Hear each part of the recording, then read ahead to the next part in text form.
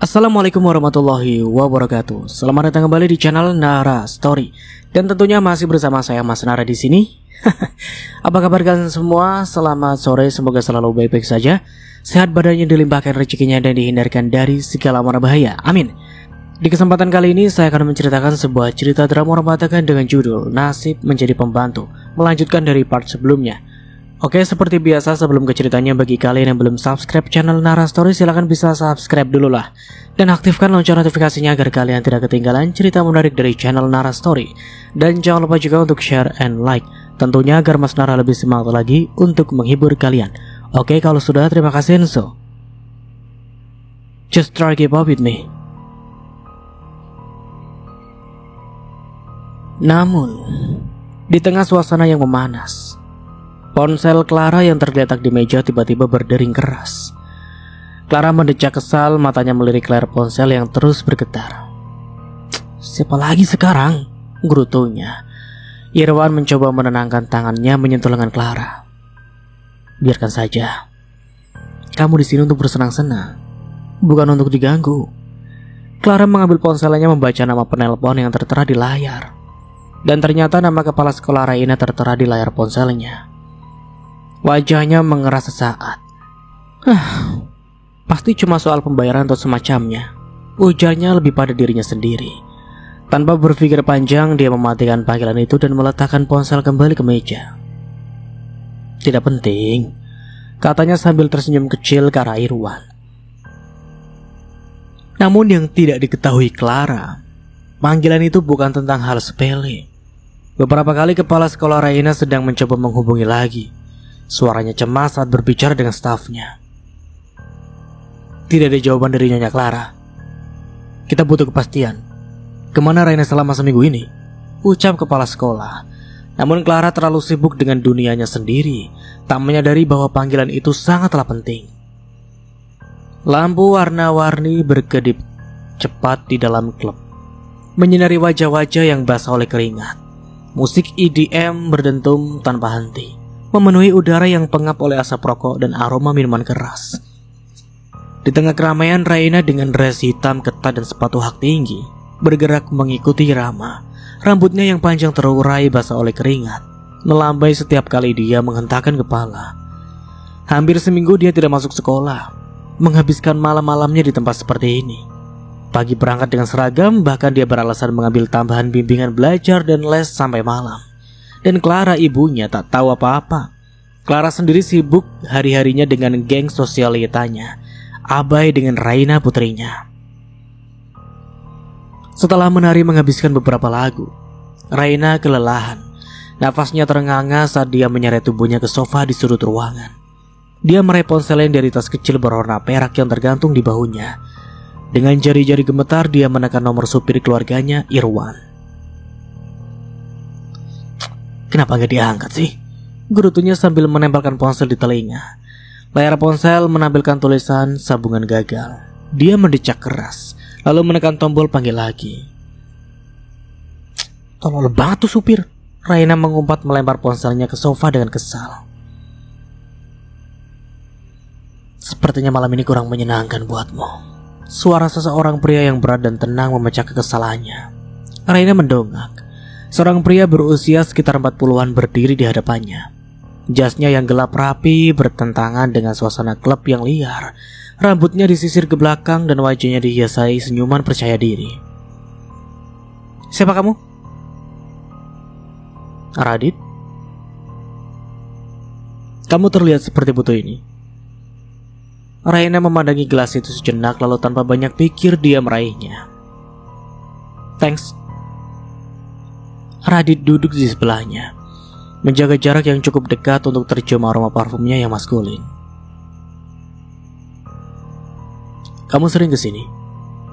Sekarang sering. Minuman ini enak. Apa namanya? Whisky. Mau lagi? Raina mengangguk cepat. Matanya berbinar. Radit melambaikan tangan kepada pelayan, memesan 2 gelas lagi. Sementara itu Raina mulai merasa pusing. Kepala dan tubuhnya semakin ringan dan tawanya mulai keluar tanpa sebab.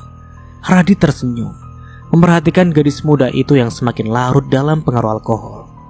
Dia bersandar di sofa menatapnya dengan pandangan yang sulit ditebak. "Kamu masih sekolah?" "Harusnya iya. Tapi aku malas ngomongin itu." Minuman berikutnya pun datang, dan tanpa ragu Raina kembali meneguknya. Pemandangan klub semakin buram dan suara musik terdengar seperti datang dari kejauhan. Tubuhnya mulai terasa berat, dan dia bersandar di sofa sambil tertawa kecil. Mencoba bicara tetapi kalimatnya tak lagi jelas. Radit menepuk bahu Raina dengan lembut. "Mungkin kamu butuh istirahat." Namun yang bisa Raina lakukan hanya tertawa kecil sebelum tubuhnya terkulai lemah di sofa.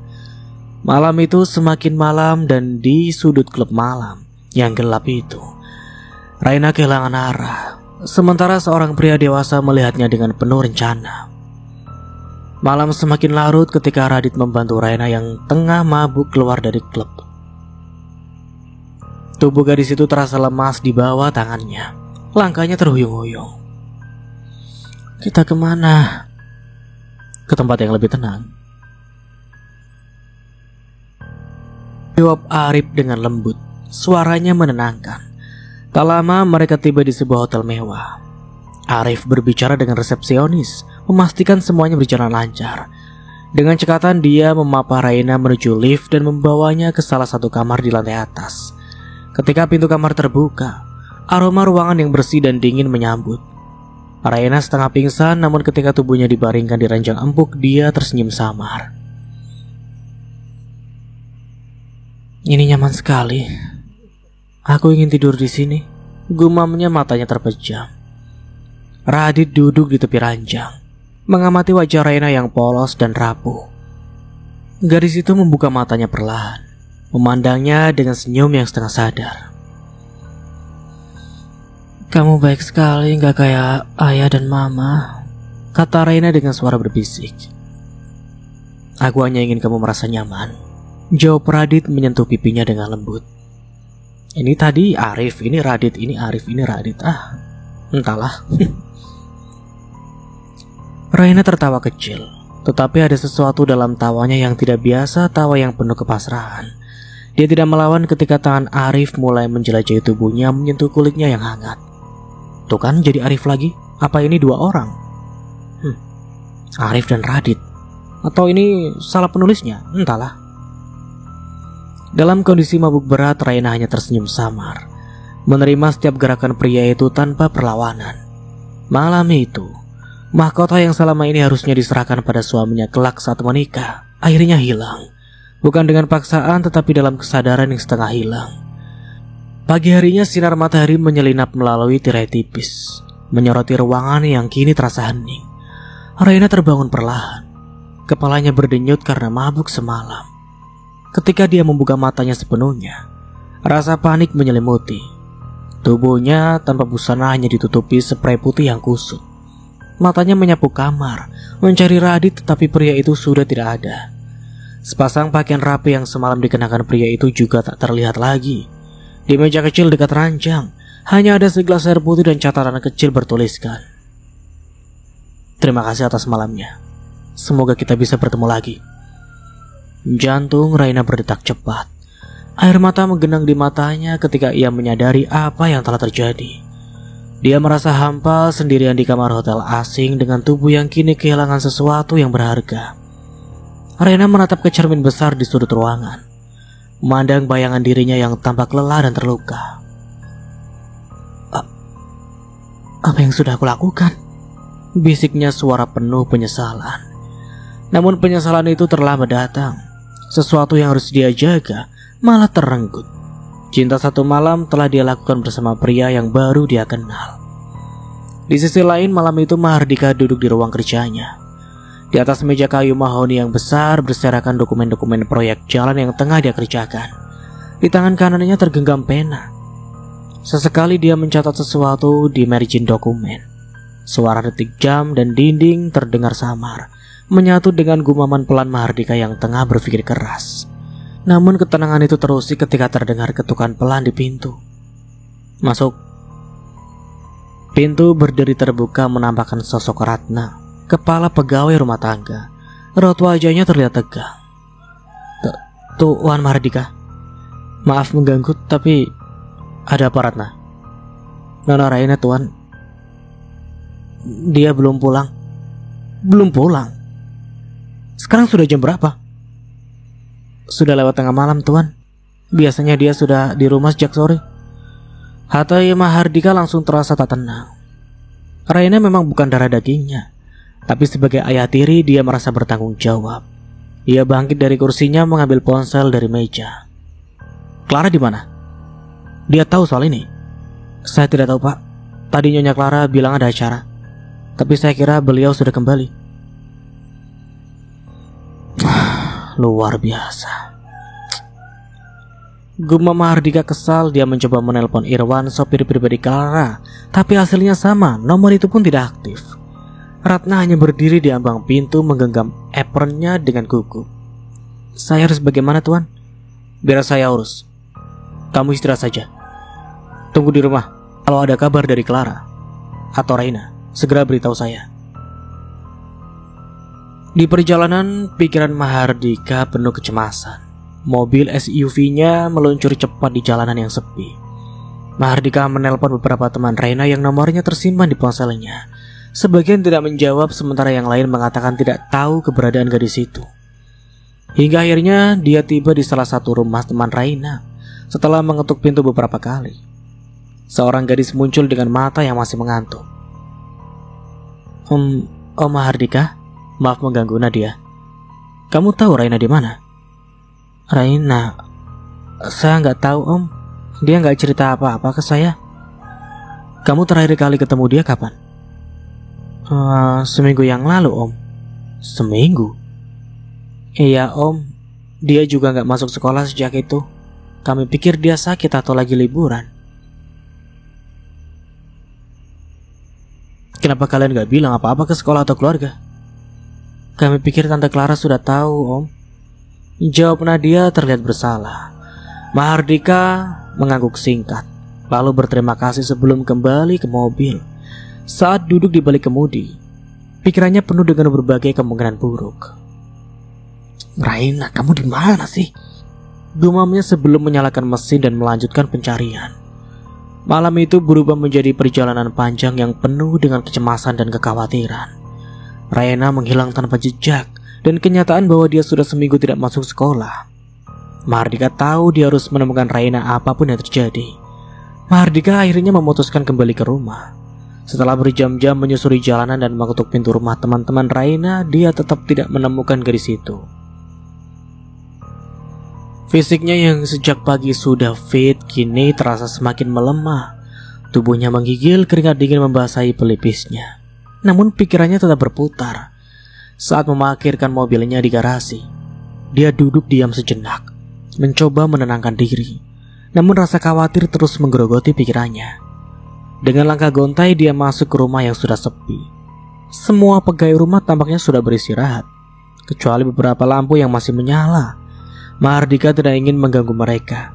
Dia langsung menuju dapur dengan niat sederhana, menyeduh segelas air jahe untuk menghangatkan tubuhnya yang menggigil. Sesampainya di dapur, dia membuka kulkas mencari jahe yang biasa disimpan di sana. Tangannya sedikit gemetar ketika dia menemukan beberapa potong jahe dan mulai mencucinya di bawah keran. Namun belum sempat dia menyalakan kompor, langkah ringan terdengar dari arah belakang. Tuan Mahardika, suara lembut itu memanggil. Mahardika berbalik dan melihat Laras. Tampaknya dia baru selesai dengan tugasnya. Rambutnya yang panjang diikat rapi dan wajahnya tampak sedikit lelah, tapi dia tetap tersenyum sopan. Kenapa Tuan kesini malam-malam? Ada yang bisa saya bantu? Tidak usah Laras. Saya hanya mau membuat air jahe. Kamu istirahat saja. Bapak kelihatan pucat seperti kurang sehat. Biar saya saja yang buatkan pak. Mahardika awalnya menolak, tapi tubuhnya terlalu lemas untuk berdebat. Dia akhirnya duduk di kursi dekat meja. Baiklah, tapi tidak usah repot-repot ya. Cukup air jahe saja. Laras tersenyum, lalu mulai bekerja dengan cekatan. Dia tidak hanya merebus jahe tetapi juga menyiapkan bahan-bahan lain. "Laras, kamu buat apa?" tanya Mahardika, penasaran melihat gadis itu mengambil kayu manis, batang serai, dan beberapa rempah lain. "Saya buatkan wedang uwuh juga, Pak. Minuman ini bagus untuk menghangatkan tubuh dan meningkatkan daya tahan tubuh. Saya lihat Tuan tadi menggigil," jawab Laras sambil sibuk menyiapkan bahan-bahan. Wedang uwuh? Wedang uwuh itu apa sih? Coba kalian yang tahu silakan tulis di kolom komentar. Wedang uwuh. Mas Nara baru pernah denger ini. Oke, lanjut. Beberapa menit kemudian, aroma harum dari wedang jahe dan wedang uwuh memenuhi dapur. Laras menuangkan keduanya ke dalam cangkir dan menyajikannya di hadapan Mahardika. "Silakan Tuan, wedang jahe dan wedang uwuhnya sudah siap. Semoga membantu menghangatkan badan," ucap Laras dengan lembut. Mahardika mengambil cangkir wedang jahe lebih dulu, meniupnya perlahan sebelum menyeruputnya. Kehangatan minuman itu langsung menjalar ke seluruh tubuhnya. "Terima kasih Laras, ini enak sekali," ucapnya tulus meskipun suaranya masih lemah. "Kalau wedang uwuhnya juga enak, Pak. Silakan coba nanti." Mahardika hanya mengangguk sambil meminum wedang jahenya perlahan. Dalam hati dia merasa berterima kasih atas perhatian kecil dari Laras. Malam yang dingin dan penuh kekhawatiran itu terasa sedikit lebih ringan berkat secangkir minuman hangat dan sikap tulus dari gadis itu. Namun pikirannya tetap kembali kepada Raina. Di mana anak itu sekarang? Apa yang sebenarnya terjadi selama seminggu ini? Sambil menatap ke dalam cangkirnya, Mahardika menguatkan tekad. Besok dia akan mencari Raina lagi, bagaimanapun caranya. Mahardika masih menyesap wedang uwuh perlahan, membiarkan hangatnya menjalar di tubuh. Saat itu pandangannya tanpa sengaja tertuju pada Laras, yang kini sedang merapikan sisa-sisa bahan di dapur. Ada sesuatu tentang gadis muda itu yang membuatnya terdiam sejenak. Laras dengan kesederhanaannya memancarkan sesuatu yang berbeda. Rambutnya yang diikat rapi dan ekspresi wajahnya yang tulus menyiratkan kepribadian yang sederhana namun penuh perhatian. Tak ada kesan berlebihan dalam tingkah laku Laras. Segala sesuatu tentangnya merasa natural, seolah-olah perhatian yang dia berikan adalah bagian dari siapa dirinya. "Laras." "Iya Tuan, apa ada yang kurang?" Mahardika menggeleng. Tapi dia merasa ada sesuatu yang ingin dia sampaikan. Namun dia hanya terdiam, menahan kata-kata yang sulit diucapkan.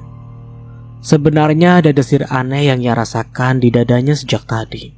Perhatian kecil Laras malam ini yang tampaknya dilakukan tanpa pamrih terasa begitu kontras dengan apa yang selama ini dia terima dari Clara istrinya. Clara, meski sudah beberapa tahun menjadi pendamping hidupnya, tidak pernah benar-benar menunjukkan perhatian seperti ini. Bagi Clara, rumah tangga adalah urusan pembantu, sementara dia lebih sibuk dengan urusan sosial atau hobinya sendiri. Ketika Mahardika sakit atau lelah, Clara jarang peduli, apalagi repot-repot menyiapkan sesuatu untuknya. Mahardika mencoba mengabaikan pikirannya, tetapi bayangan perbandingan itu terus menghantui. Laras, meskipun masih muda dan hanya seseorang pegawai rumah tangga, memiliki adab dan perhatian yang tidak dimiliki Clara. "Tuan Mahardika?"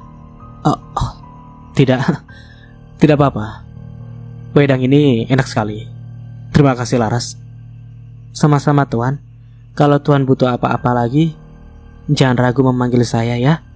Mahardika hanya mengangguk. Dia memperhatikan Laras melangkah keluar dari dapur meninggalkan dia sendirian. Namun desir aneh itu masih menyelimuti dadanya, membuatnya merasa sedikit gelisah. Dia menarik nafas dalam mencoba menenangkan pikirannya. Bentar. Ini tidak benar. Aku gak mungkin menyukai gadis yang usianya terpaut jauh dariku. Gumamnya pelan. Namun pikirannya tetap terpecah. Perhatian tulus Laras malam ini menyentuh sisi hatinya yang sudah lama terlupakan. Sesuatu yang sederhana tapi begitu berarti. Sesuatu yang tak pernah dia temukan dari Clara, wanita yang seharusnya menjadi pasangan hidupnya. Malam itu Mahardika menatap cangkir wedang uwuh yang kini tinggal setengah. Dalam diam dia bertanya pada dirinya sendiri, apa yang sebenarnya dia cari dalam rumah tangga ini? Sementara dia memang tidak mencintai Clara. Akankah dia akan menghabiskan sisa umurnya dengan wanita yang tidak pernah menghargainya? Mahardika menatap kosong ke layar ponselnya. Jari-jarinya lamban menggulir aplikasi pesan. Di hadapannya wedang jahe hangat buatan Laras mengepul pelan. Aroma rempahnya memenuhi ruang tamu yang megah. Kemana perginya Clara lagi? Semakin hari dia tidak menghargaiku sebagai suami. Untuk apa aku mempertahankan dia? Toh, kakek juga sudah tidak ada. Gumam Mahardika lirih sambil menyugar rambutnya pelan. Mahardika kembali menyerbut wedang pelan. Kehangatan cairan itu terasa menenangkan, tapi pikirannya tetap kacau. Sudah beberapa jam dia mencoba menghubungi orang-orang yang mungkin tahu keberadaan Raina, yang belum juga pulang sejak siang tadi. Angga, bagaimana? Ada kabar? Belum, Pak. Tapi saya sudah kirim pesan ke beberapa teman saya. Kalau ada kabar saya segera beritahu. Mahardika memijat pelipisnya, badannya mulai terasa demam lagi. Mungkin karena stres dan kurang istirahat. Ditambah lagi Clara istrinya juga tidak bisa dihubungi. Sama Irwan, sopir pribadi mereka. Clara seperti hilang tanpa jejak. Baiklah Angga, terima kasih, balas Mahardika sebelum menutup telepon. Di luar rumah, Ratna duduk di samping parkiran. Wanita itu menggigil dalam dinginnya malam. Usianya sudah 35 tahun, tapi kehidupan cinta seolah tak pernah berpihak kepadanya. Dia menatap pagar dengan gelisah, menunggu kedatangan Clara yang tak kunjung pulang. Mana nyonya ya? Gumamnya pelan. Tangannya meremas kain rok panjangnya. Sesekali dia berdiri mengintip ke arah jalan, namun suasana tetap sepi. Hingga hampir subuh, suara deru mobil akhirnya terdengar. Ratna buru-buru berdiri dan mengintip dari balik tembok. Setelah sedan hitam meluncur masuk ke halaman, dia menahan nafas saat melihat Clara turun dari mobil. Tapi sesuatu membuatnya terpaku. Clara tidak langsung masuk ke rumah. Dia berbalik ke arah Irwan yang masih duduk di kursi pengemudi. Ratna menyipitkan mata, mencoba memahami apa yang dilihatnya. Clara mendekat dan dengan gerakan santai, dia membungkuk dan mencium pipi Irwan sebelum melangkah pergi. Ratna tertegun, darahnya mendidih. Irwan? Dia dengan nyonya? Selama ini Ratna diam-diam menaruh hati pada Irwan, berharap pria itu suatu hari menyadarinya. Tapi malam ini, kenyataan menghancurkan harapannya. Clara masuk ke rumah dengan langkah tenang, tak menyadari bahwa Ratna melihat semuanya. Sementara itu Ratna mengepalkan tangannya. Kalau dia pikir aku cuma kepala pembantu yang tidak tahu apa-apa, dia salah besar. Aku akan bongkar semuanya nanti. Tunggu saja saatnya tiba. Gumam Ratna dengan dendam. Clara berjalan santai ke arah pintu rumah. Wajahnya tampak tenang, seolah-olah malam ini tidak membawa beban. Namun suasana berubah saat dia membuka pintu utama dan masuk ke ruang tamu. Di sana Mahardika tertidur di sofa dengan posisi yang tampak tidak nyaman. Tubuhnya terselimutkan kain seadanya. Clara sempat menatap suaminya sejenak, tapi suara hak sepatunya di lantai marmer ternyata cukup nyaring untuk membangunkan Mahardika. Clara tertegun di tempatnya. Tangannya masih memegang tas. Kamu belum tidur? Belum tidur? Mahardika bangkit dengan susah payah menatapnya Clara. Bagaimana aku bisa tidur ketika Raina belum pulang? Dan kamu juga tidak bisa dihubungi. Dari mana saja kamu? Aku ada urusan. Urusan? Urusan apa sampai kamu gak peduli sama anakmu sendiri? Raina sudah bolos sekolah selama seminggu. Seminggu, Clara. Dan sekarang dia tidak pulang semalaman. Apa kamu tahu itu? Raina bukan anak kecil lagi. Dia tahu apa yang dia lakukan. Dia anak SMA, Clara. Kamu ini ibunya. Seharusnya tahu apa yang terjadi dengannya. Tapi apa yang kamu lakukan? Kamu malah entah di mana sepanjang malam dengan Irwan. Kamu bicara apa? Jangan sembarangan nuduh, Mardika. Aku memang belum tahu pasti apa yang kamu lakukan. Tapi satu hal yang jelas, kamu bukan ibu yang bertanggung jawab. Raina butuh perhatianmu, Clara. Atau memang kamu sudah menyerah jadi orang tua untuk darah dagingmu sendiri? Perkataan Mardika membuat Clara terdiam. Wajahnya berubah pucat. Dia ingin membalas tetapi tidak ada kata yang keluar dari mulutnya. Diam. Kalau kamu punya alasan katakan sekarang. Kalau tidak, aku tak mau dengar satupun alasanmu lagi. Clara membuka mulut, tapi hanya bisa menelan ludah. Dia tahu apapun yang dia katakan saat ini tidak akan mengubah kemarahan Mardika. Aku akan cari Raina sendiri, ucap Mardika akhirnya. Suaranya lelah. Dia berbalik berjalan pelan ke kamar. Tubuhnya limbung namun dia tetap berusaha berdiri tegak. Clara hanya berdiri mematung menggenggam tasnya dengan erat. Di luar rumah, Ratna yang mengintip dari balik jendela tersenyum sinis. Dia tahu malam ini adalah awal dari kehancuran hubungan Clara dan Mardika. Badai sudah mulai datang. Mardika sudah di ambang pintu saat mendengar langkah cepat Clara mengejarnya. Dia berhenti. Tubuhnya sedikit limbung tapi tatapan matanya tetap tajam saat menoleh. Mardika, tunggu. Aku tahu aku salah. Tapi jangan seperti ini. Raina, dia anakku. Harusnya aku yang peduli padanya. Kamu cuma ayah tiri, ya. Aku sadar. Kamu memang menikahiku karena paksaan. Aku hamil karena cinta satu malam. Harusnya aku paham. Harusnya aku yang lebih peduli pada Raina. Peduli? Kalau kamu peduli, kamu pasti tahu dia sudah bolos seminggu. Kalau kamu peduli, kamu tak akan menghilang begitu saja semalaman, Clara. Tiap hari kamu hanya buang-buang waktu, kumpul-kumpul tak jelas, berpesta, shopping barang yang tak berguna. Apakah kamu dilahirkan hanya untuk foya-foya? Clara tertunduk, menggenggam tangan suaminya yang masih bergetar karena emosi. Aku akan memperbaikinya. Aku janji bakal lebih perhatian pada Raina dan juga kamu. Tolong beri aku kesempatan. Pintanya matanya mulai memerah. Namun sebelum Mardika menjawab, suara dari luar menarik perhatian mereka.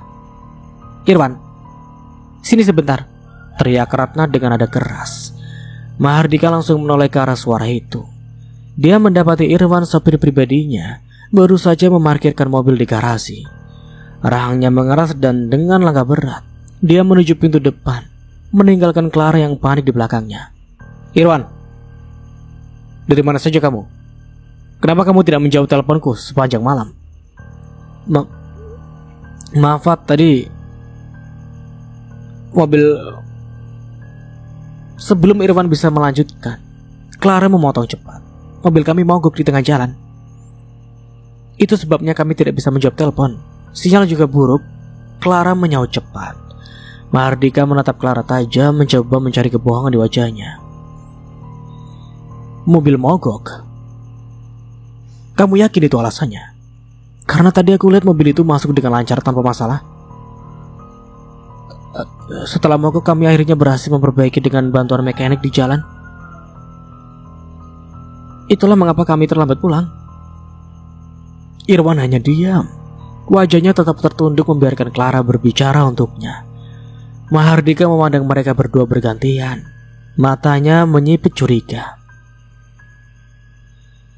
Kenapa kamu yang selalu menjawab, Clara? Kenapa bukan Irwan yang menjelaskan sendiri? Clara menelan ludah. Karena aku ingin bertanggung jawab atas apa yang terjadi. Lagi pula, ini tidak ada hubungannya dengan Irwan. Benarkah? Irwan, kamu bisa bicarakan? Atau Clara sudah membuatmu tidak punya suara di rumah ini? Irwan mengangkat kepalanya perlahan. Tetapi sebelum dia bisa mengatakan apapun, Clara kembali memotong. Mardika, sudah cukup. Ini hanya soal mobil mogok. Kamu terlalu membesar-besarkan. Namun Mardika tidak menggubrisnya. Irwan, aku akan tanya lagi. Apa benar mobil mogok? Dan itulah alasan kalian terlambat pulang? Irwan kembali terdiam. Clara akhirnya kehilangan kesabarannya. Ya Tuhan, Mardika, Aku sudah bilang itu yang terjadi. Apa kamu tidak percaya pada istrimu sendiri? Serunya suaranya meninggi. Mahardika mendekatkan wajahnya ke arah Clara. Kepercayaan? Clara, kepercayaan itu harus diperoleh, bukan diberikan begitu saja. Dan aku punya alasan kuat untuk meragukanmu. Keadaan menjadi sunyi. Ratna yang mengintip dari balik dinding parkiran menutup mulutnya, menahan senyum sinis. Drama di depan matanya adalah sesuatu yang telah lama dia tunggu-tunggu. Mahardika menatap Clara dan Irwan dengan kecewa. Ini belum selesai. Tapi sekarang aku harus mencari Raina.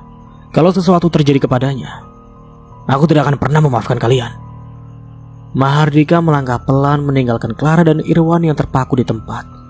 Mahardika baru saja melangkah keluar ketika tiba-tiba kepalanya berputar hebat. Dia menghentikan langkahnya memegang pohon palem untuk menopang tubuhnya yang limbung. Mahardika! Aku baik-baik saja. Ucap Mahardika lemah meski jelas tubuhnya hampir tak mampu berdiri tegak. Irwan yang berdiri tak jauh segera maju, mencoba memegang lengan Mahardika untuk membantu. Tuan tidak bisa seperti ini. Kalau Tuan sakit, biar saya saja yang mencari Nona Raina.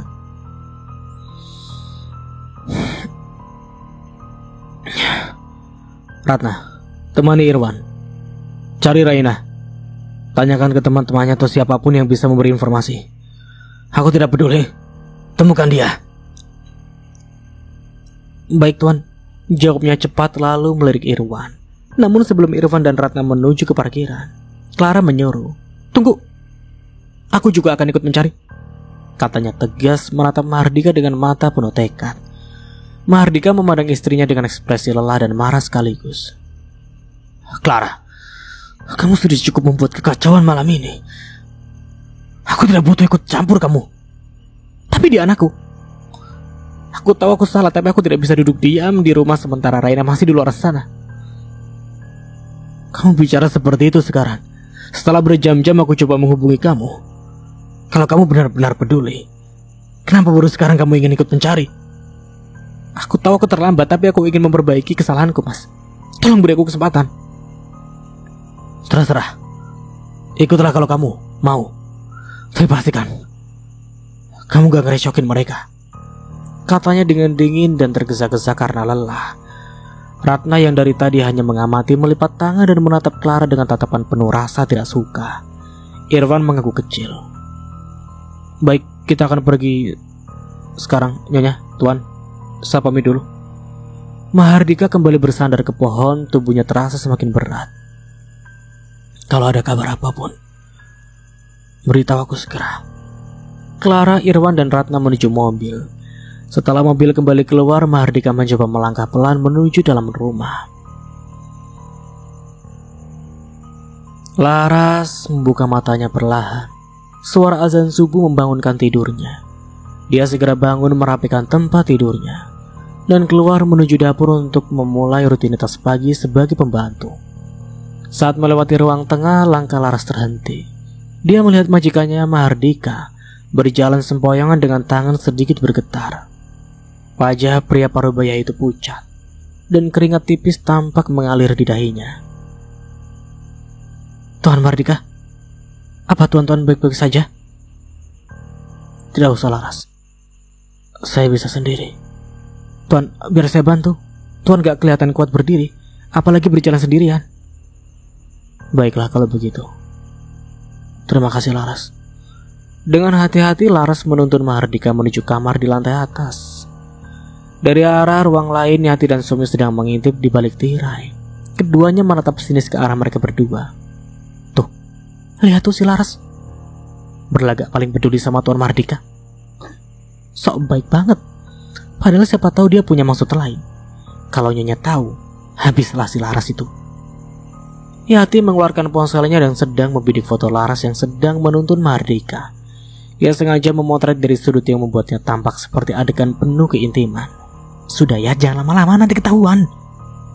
Sudah nih. Mampus kamu Laras, jawab Yati sambil memeriksa hasil fotonya. Bagus banget. Simpen saja dulu. Siapa tahu nanti berguna. Sementara itu di kamar Mahardika, Laras membantu majikannya duduk di tepi tempat tidur.